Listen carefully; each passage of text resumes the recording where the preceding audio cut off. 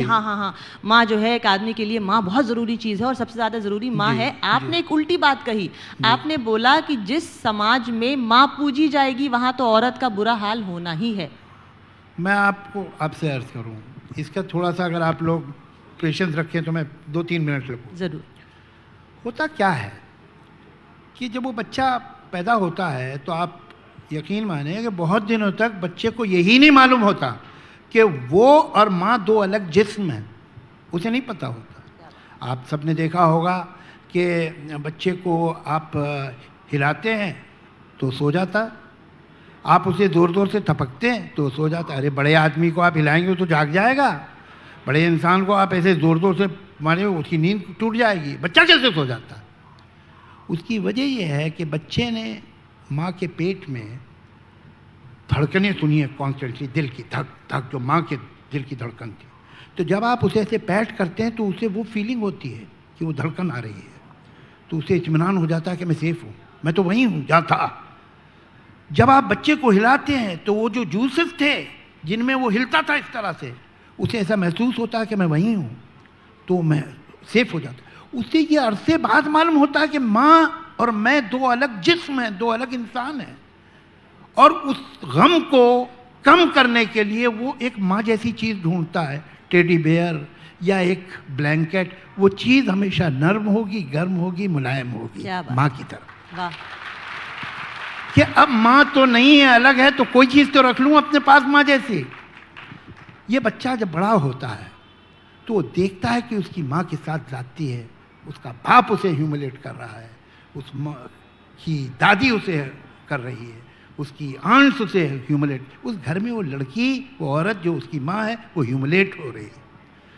ये बच्चा चूंकि माँ से किस्मत जुड़ी है तो सोचता है कि मैं बड़े होकर अपनी माँ के लिए कुछ करूँगा, और माँ के लिए उसके दिल में बेपनाह कंपैशन और लव और मोहब्बत पैदा होती है और वो पूछता है अपनी माँ को।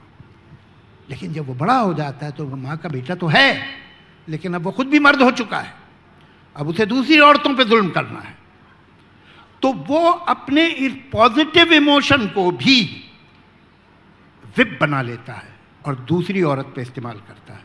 तुम मेरी माँ की तरह दाल नहीं बना सकती, तुम में मेरी माँ जैसे घर संभालती थी तुम नहीं संभाल सकती। वो माँ को कैरेट बना के अपनी बीवी के आगे लटका देता है और वो बीवी सारी जिंदगी चलती है और उस कैरेट तक नहीं पहुंच सकती। हर माँ, सास जो है हमारे समाज में, हर सास जो है अपने बहू से बेहतर दाल बनाती थी, यानी 5000 साल से खाने का स्टैंडर्ड नीचे जा रहा है। दोस्तों ये वीडियो जश्न रिश्ता की थी जो आप लोगों ने अभी देखा। बॉलीवुड के बहुत ही मशहूर मारूफ लेखक, राइटर जावेद अख्तर साहब का इंटरव्यू था।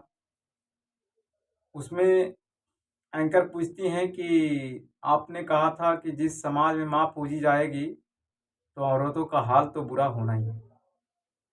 उस पर बहुत ही लंबा चौड़ा जवाब दिया उन्होंने। उस जवाब में उन्होंने एक चीज़ कहा, शुरू में जो बोला वो बहुत बेहतर था। उनकी शुरू में जो जवाब था उनका, वो बहुत ही बेहतर जवाब है। उन्होंने कहा कि जब बच्चा माँ के सिकम से यानी पैदा जब होता है तो उसको थपकी देने से उसको नींद आ जाती है। यानी जब वो माँ के सिकम में रहता है तो माँ की धड़कनों का आवाज़ ठक ठक सुनता है और वही आदत उसको आकर दुनिया में भी लगा रहता है। तो इंसान सबसे बड़ा जो है शिकार अपनी आदतों का है। वो जैसी हालात में रहेगा उसको वैसा ही हालात चाहिए तो बेहतर महसूस करेगा। फिर जब उन्होंने जो लास्ट सवाल में जो बोला कि खाने का जो स्टैंडर्ड है जो 5000 साल से नीचे गिरता जा रहा है, ये भी उसी आदत से आया है। क्योंकि जब इंसान छोटा होता है तो अपने माँ के बने हुए हाथों से ही खाकर वो बड़ा होता है, क्योंकि उसी उसको वही खाने का जो आदत हो जाता है। और जब वो बड़ा होकर जब उसकी शादी होती है, जब उसके साथ जब उसकी औरत आती है तो जो वो खाना बनाती है तो उसके खाने में कुछ अलगपन महसूस होता है। इसीलिए लोग बोलते हैं कि तुम हमारी माँ की तरह दाल या सब्जी नहीं बना सकती हो, क्योंकि वो बंदा अपनी माँ के दाल या सब्जियों का आदी हो चुका होता है। तो जावेद साहब ने जो पहली बार बात जो बोला तो खुद जवाब था, लेकिन मैं ये इसलिए आप लोगों को बताना चाहता हूँ कि बहुत ही ज्ञानी इस दुनिया में आए और चले गए, लेकिन सबका ज्ञान या सबकी जो इल्म है एक सीमित है। ये नहीं कि जो इल्मदार आदमी है वो सब कुछ जानता हो, कुछ ऐसा हो कि कुछ नहीं जानता हो। हालाँकि ये जावेद साहब भी अपने किसी इंटरव्यू में कहा है कि हर एक इंसान से गलतियाँ हो सकती हैं, लेकिन उसको मान लेने वाला ही सबसे बेहतर इंसान है।